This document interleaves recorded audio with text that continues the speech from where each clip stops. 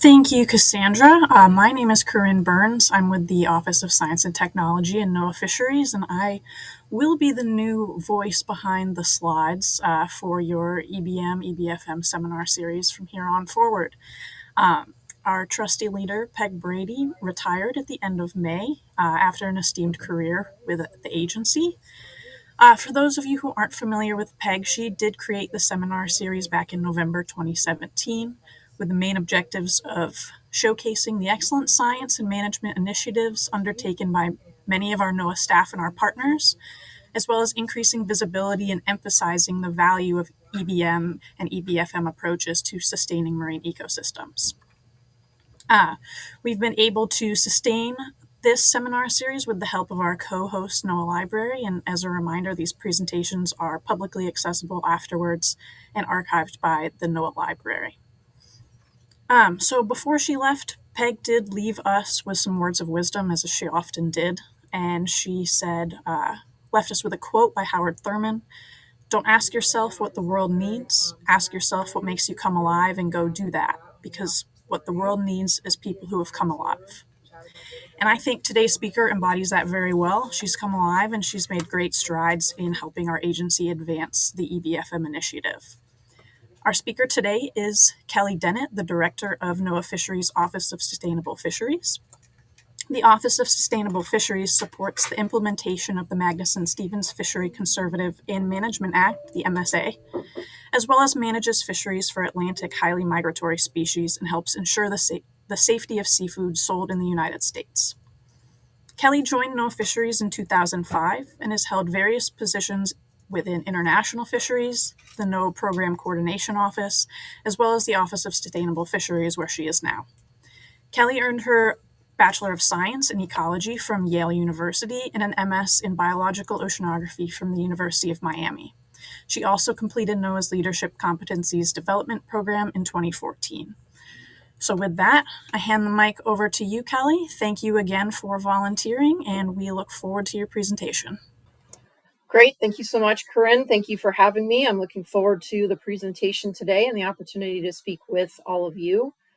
First and foremost, I need to thank Dr. Wendy Morrison, who works here in the Office of Sustainable Fisheries, for all her hard work on ecosystem-based fisheries management, and in particular, her assistance in pulling together the presentation today, including what one might call a lightning round of preparation this morning to make sure I was ready for this afternoon. So thank you, Wendy, very much. Greatly appreciated. So with that, I'm going to jump right in. Today's outline, I'm here to talk with you about ecosystem-based fisheries management in the context of our fisheries management here at NOAA. Give you a quick high-level overview of what fisheries management is for those of you who are not as familiar. And then step through a quick overview of our ecosystem-based fisheries management guidelines, as well as a couple case studies that we have pulled out. And at the conclusion, I'll hit on a few take-homes for folks. I think it's important to note right up front that this presentation and the agency's work with respect to ecosystem-based fisheries management has been ongoing for a really long time. Corinne just noted the longevity of this seminar series, which is fantastic, and just note that Dr. Harvey and Yvonne Devrenier presentations last year also helped point a lot of the directions for where we are with respect to EBFM and some of the evolution that's happened within the fishery service over the last year or so.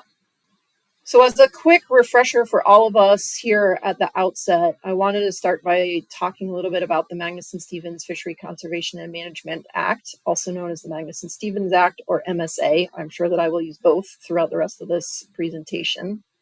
And that's our main statutory driver for fisheries management in the United States. What's really interesting about the Magnuson Act is its focus on two aspects. One is the promotion of our commercial and recreational fisheries in combination with achieving that under a sustainable regime, right? Conservation principles that guide all of our fishery management measures. We currently manage over 500 stocks or stock complexes. For those who don't know, a stock complex is where you might group like-minded stocks into what we would call a complex.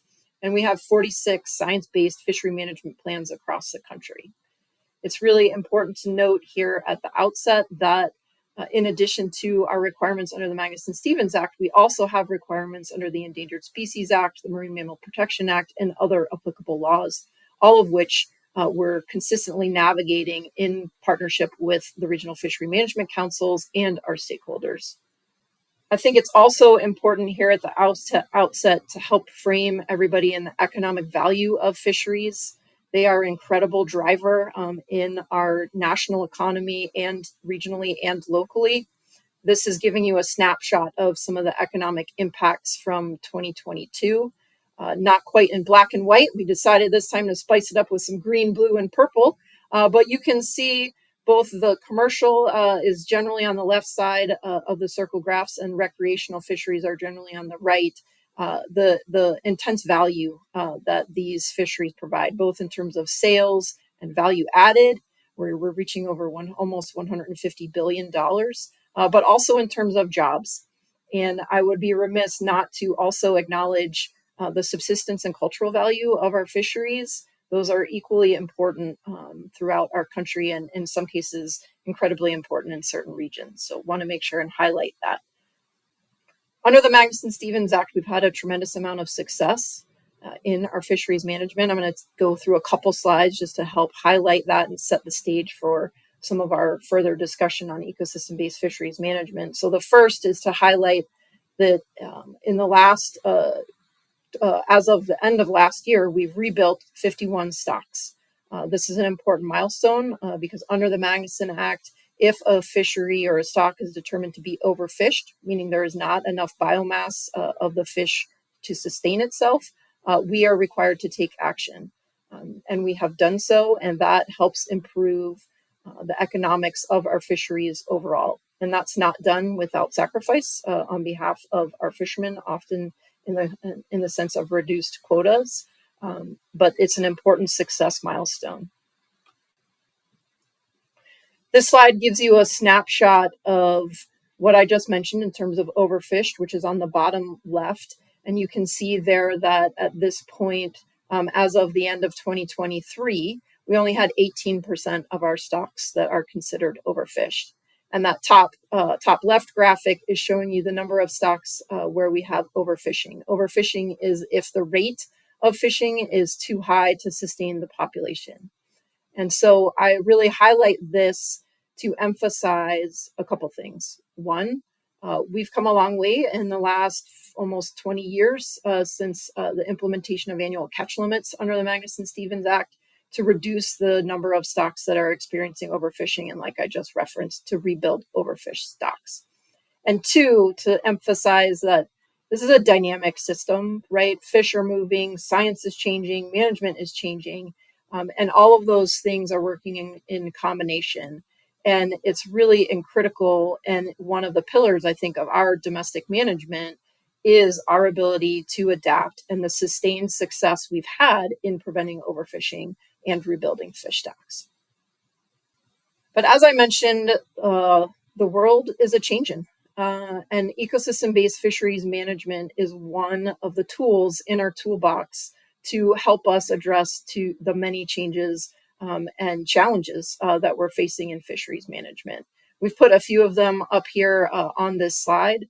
I would say some of the most significant ones that we're grappling with in particular are that center graphic. We're seeing shifts in stock distribution and productivity, and that's not just of fish, that's also of our protected species, so things like whales and turtles, which in turn then changes the dynamics of our bycatch or interactions within our fisheries with fish or other turtles or mammals that we don't want to interact with, and a whole host of other challenges that our fisheries management system is facing. And so I'm going to step through a few examples of EBFM after I set up the EBFM guidelines. So as I mentioned at the outset, the agency has been working to implement ecosystem-based fisheries management for a long time. And in the mid-2010s, we coordinated that through a policy and an associated roadmap that laid out implementation actions. A couple years ago, we updated both the policy and the guidelines. And specifically, we did that applying the lessons we had learned over the last 5 to 8 years to really focus on the interconnectedness of the science and management, as well as to build in more of the social and economic components and a few other tidbits. Those are not the only things that were changed, but those are the two main things. And I want to make sure and emphasize right here at the outset, when I'm talking about the ecosystem, I'm including humans as part of that, right? The fishermen, the fisheries that are happening are a fundamental component of that ecosystem. So to quickly step you through it, we have these guidelines. They're broken down here in these 6 bubbles. For those who maybe have done project management, you will recognize, I think, the sort of plan, act, check kinds of concepts. And what you see in that first step is it really is critical to start with identification of your objectives and thinking about that at that ecosystem level, which is a shift in mindset from back in the 70s when we were managing fisheries and we were really very single species focused. So thinking at that ecosystem level, what are the goals and objectives that you're actually trying to achieve? Next, you move to guideline 2. What's the science we need? What do we need to understand about the ecosystem? And then 3, we need to prioritize our vulnerabilities and our risks. So we are not going to be able to collect absolutely every piece of information. We're never going to be able to know everything. So we need to be able to prioritize and think about what are the vulnerabilities and the risks, and what is that sort of order that we need to think about those in the context of the broader ecosystem. Fourth, we've got to think about what are our options. We need to think about alternatives, and we need to think about trade-offs. And a lot of modeling that has been developed in recent years has contributed to our ability to think about that, not just in a scientific, but also in the management context. And then 5th is actual implementation. Let's get it on the books. Let's see what happens. And then step 6 is keeping that constant loop going, monitoring what it is that you've implemented, what changes has it affected, has it been positive or negative, and then you circle back around. And so I think the key here is there are multiple steps and all of them are interconnected, and the intent is for it to be an iterative and adaptive approach. So I'm going to touch on just 3 specific examples, but as I mentioned at the beginning, I want to acknowledge up front here that there are numerous examples of ecosystem-based fisheries management across all of our regions in the country. And these examples were largely driven by the National Marine Fisheries Service EBFM roadmap team. And so I am grateful to that team for all their hard work in developing the policy and the roadmap and all of that work. So let's jump in. I've got 3 examples to step you through. And first, we're going to talk about dynamic ocean management for conserving protected species. So keep in mind that the fisheries in the United States are incredibly diverse. The target stock or the target of the fisheries ranges immensely from the Caribbean to the North Pacific. How those fish are caught, is it in small boats? Is it with really significant, large boats, couple 100 feet that have the technology and other tools on them to be able to improve their harvesting capacity, their efficiency? We have the whole gamut. And there's also variability in the type of gear that fisheries use in order to target the specific fish stocks that they're going after. We have some fisheries that are very specific, only going after 1 or 2 particular species, and we have others that are purposefully collecting multiple multiple species at the same time. So in that context, this idea of dynamic ocean management is particularly relevant because in some of our fisheries, we do have bycatch. So bycatch is when you have a fisherman who interacts with a species that they don't want or that they can't keep, whether for regulatory or economic reasons, and that is called bycatch. Bycatch can be fish, it can also be sea turtles, it can be marine mammals. In this particular case, we wanted to highlight examples related to protected species, largely sea turtles in the Pacific Ocean.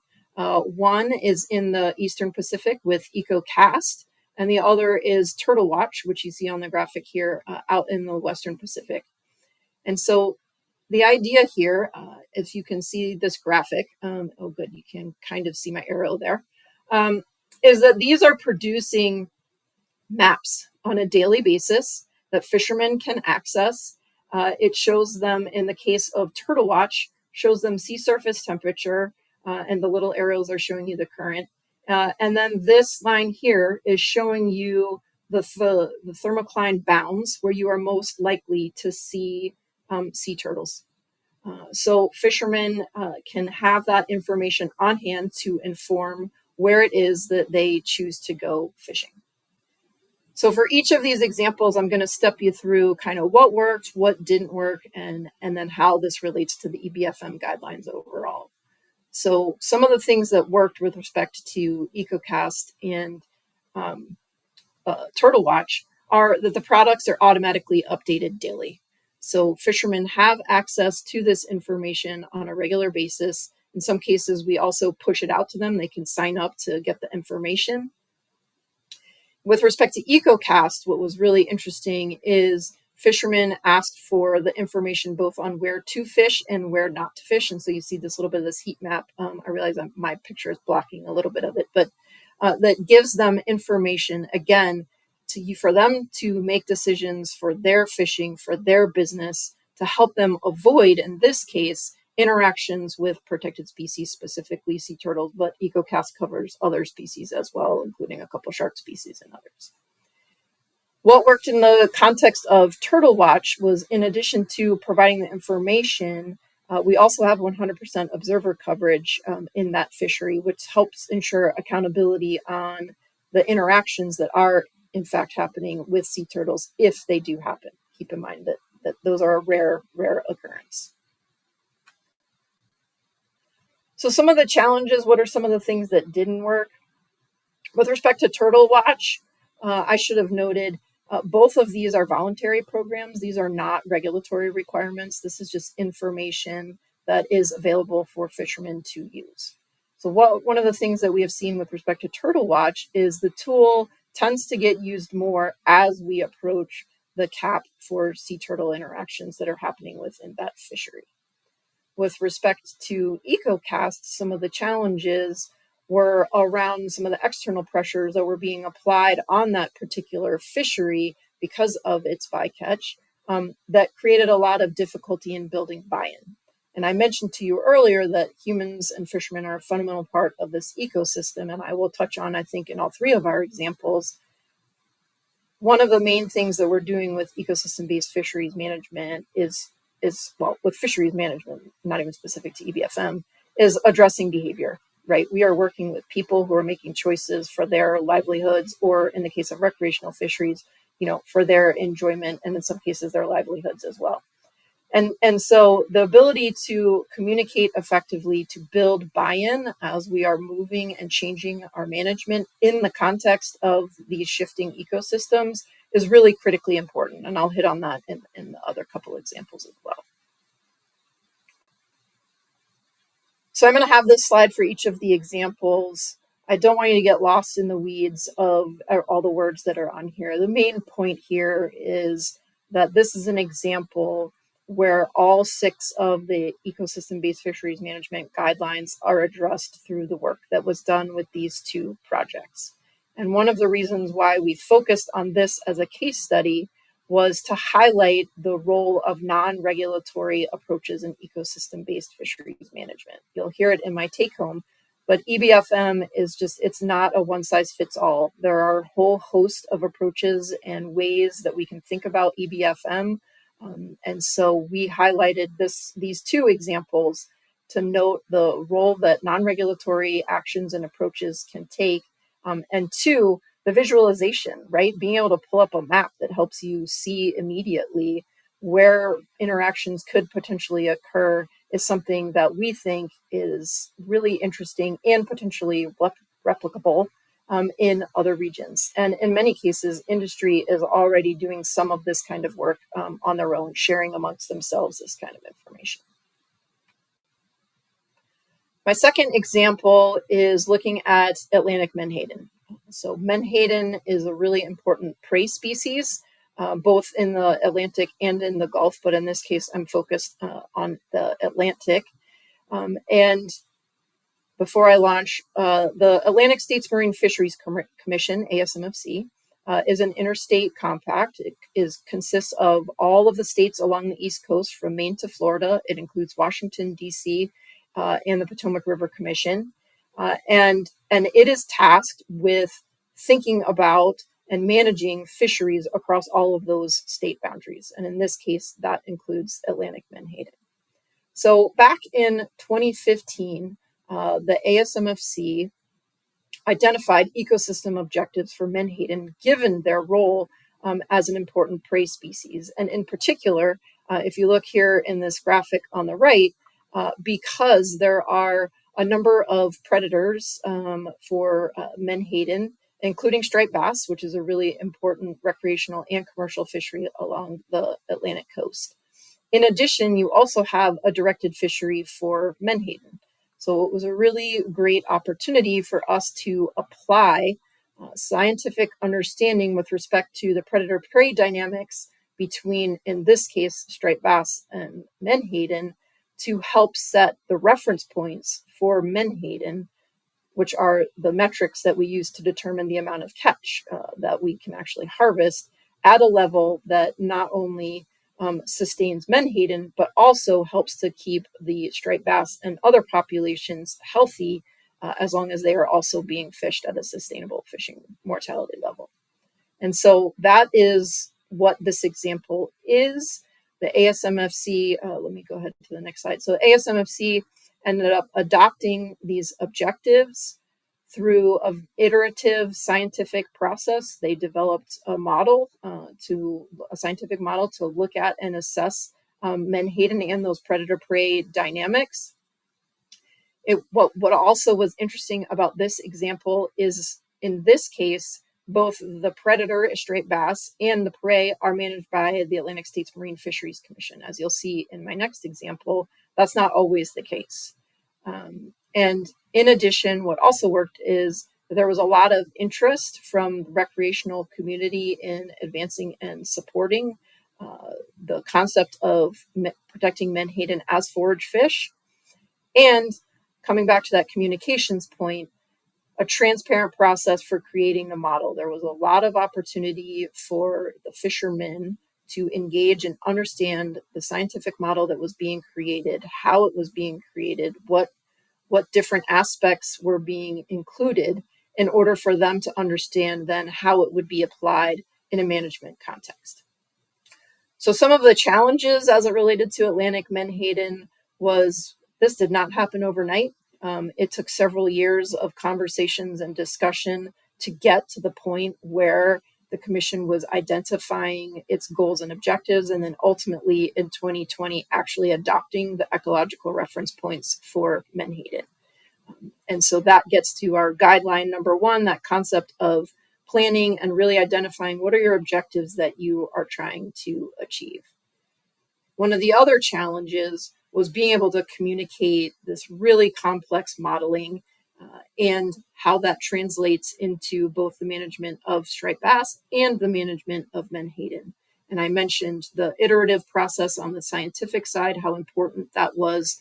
It was just as important on the management side when the measures were actually being developed and discussed to be able to articulate and explain how all of these interconnected relationships were playing out and what they meant for decision making in order for fishermen to understand and buy into ultimately what were the changes that were being adopted by the commission.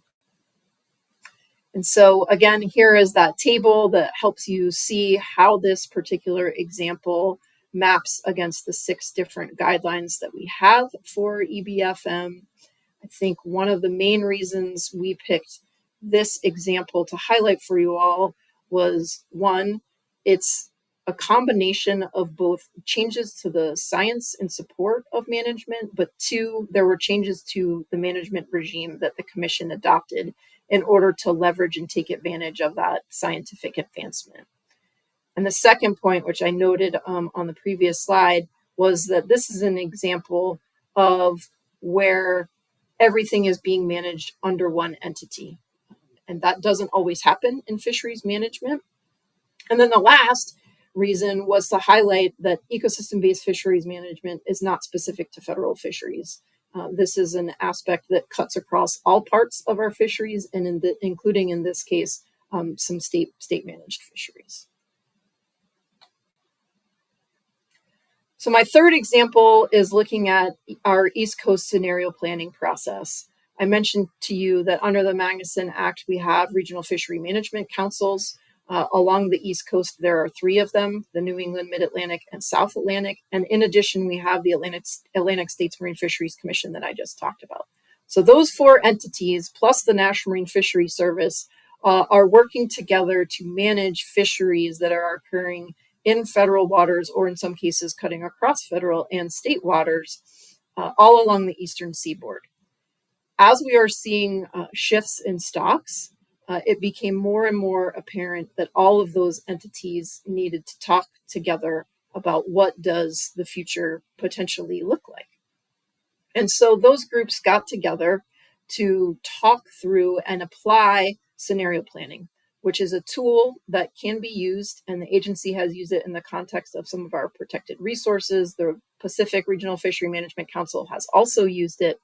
And it's a way to objectively enter kind of a brainstorm space and flesh out, what do you think are likely future scenarios? What might be management actions or changes that you might make that would be robust to any of those future scenarios? And so it's really a tool to try and help stakeholders, scientists, and managers get out in front and think about how might things be different, and what is it that we could start doing now that would put us in the best position to be resilient in no matter what future state we might end up with. And you go through a process to try to refine what that future state might look like. So this was a multi-year effort.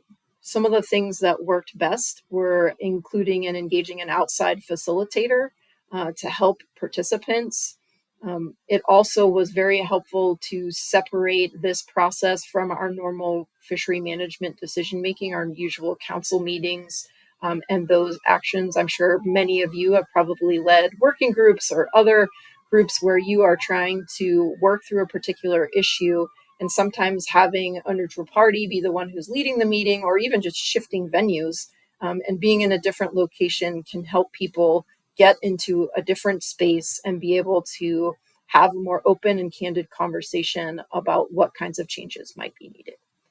In addition, coming out of the scenario planning across all of those entities, so NOAA Fisheries, the 3 councils, and the commission, we formed a cross-agency team to help support the implementation and the accountability, so the follow-through.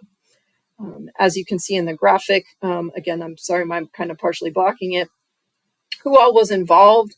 It was the whole range, right? Your shoreside suppliers, your coastal communities, your actual fishery managers, the participants, and researchers and scientists. So it was a really, really big tent to get engagement. Again, you had such varying perspectives, as you can imagine, not just in the diversity of the fisheries and how they're executed, but stakeholder views as you go all the way from Florida all the way up to Maine.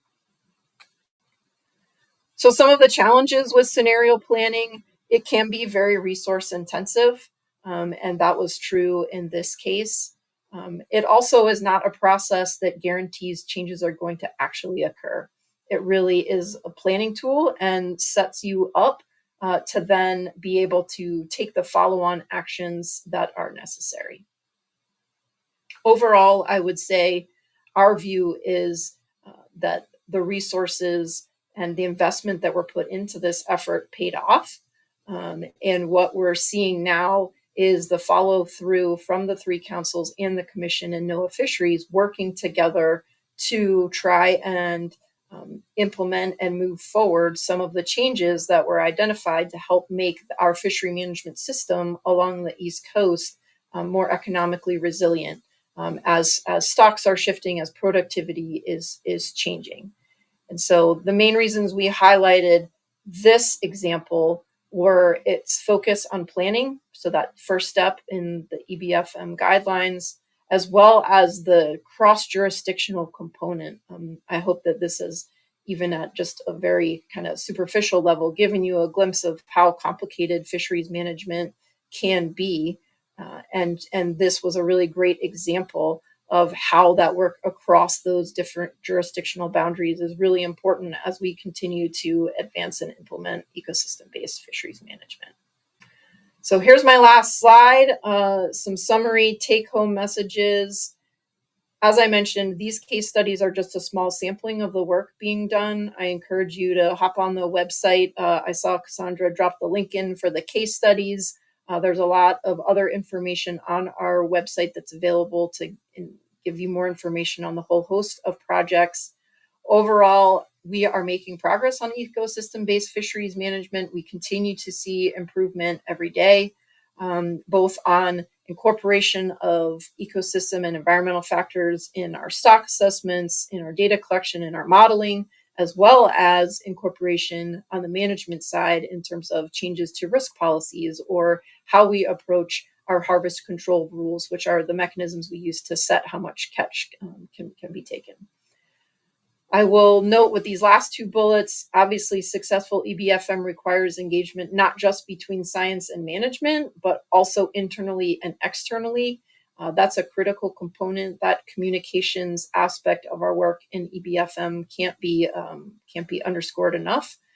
It's really challenging, complex topics and trade-offs that we're trying to articulate, and that can be really challenging to do. And so I'm grateful for all the folks at NOAA Fisheries who spend their days at council meetings, answering phone calls, answering emails from fishermen to help them understand how all of this connects together and how we're ultimately working to try and keep our fisheries sustainable and support those major economic drivers that they are.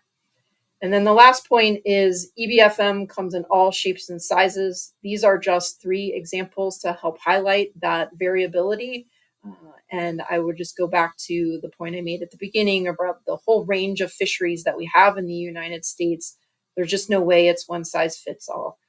And so there's just a lot of opportunity for us to continue to think about EBFM and how we can incorporate these concepts into our fisheries management on a day-to-day basis. And that's gonna be very different from fishery to fishery. And so with that, I will stop and I'm happy to answer questions. I saw one in the chat there about what are the differences between the 2 fish graphs on the overfishing percentage chart. So one, let me scroll back to that. Thanks, Matt, for your question. One is looking at overfished and the other is looking at overfishing.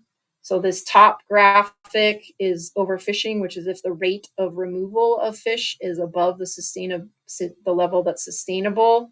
And then this bottom graphic is overfished status. So that is stocks where the biomass is too low. It's below the level that's sustainable. So with that, Cassandra, I'll hand it over to you if there's any other questions. Awesome. Thank you so much, Kelly, for your presentation. Audience, we have plenty of time to answer your questions, and we would love to hear them. It looks like we've had some questions come in already in the audience chat.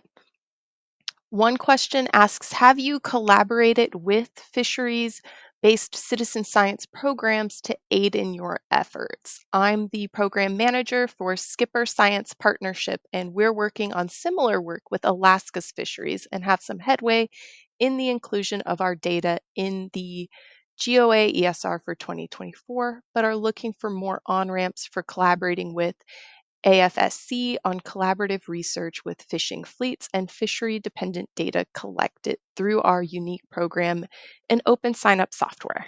Great, Kelly. Not only do you have an awesome name, but great question.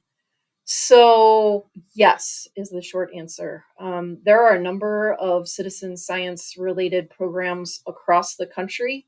And we do incorporate that information in a host of different ways.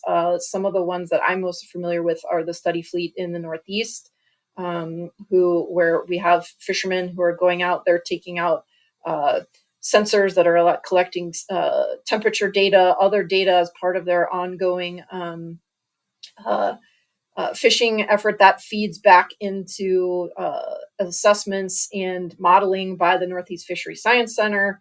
So yeah, there's a host of examples where we have either citizen science or cooperative research mechanisms where we are directly engaging with the fishing industry, have them help us collect data that then is used to inform the management. That's great that you've been engaged with Alaska Fisheries Science Center on their ecosystem status report, for those who aren't familiar with what an ESR is.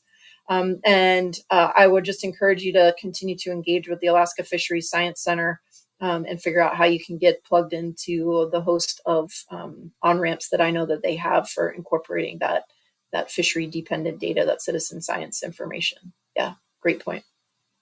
Thank you for your answer, Kelly. Our next question is, could EcoCast be updated in real time? That is a great question that I do not know the answer to. I believe that they need to do it on a daily basis, but if anybody who is also on the webinar might know the answer to that, please chime in on the chat, because I don't know whether it could be moved to real time. We do have some examples of real time, but I'm not sure about EcoCast.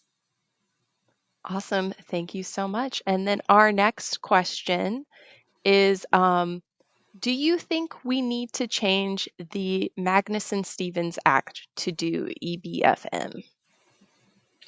No, because we are doing EBFM with the Magnuson Stevens Act as it is. So no, I don't believe that we need to make changes to the MSA in order to be able to effectively implement ecosystem-based fisheries management. Great. Thank you for your answer. And then that is all the questions that we currently have had in the queue. Thank you again for sharing your work with us, Kelly, and thank you, Corinne, for organizing today's event. Audience, thank you for attending. We hope to see you at next month's EBFM seminar, same time, same day, and enjoy the rest of your day. Great, thank you all.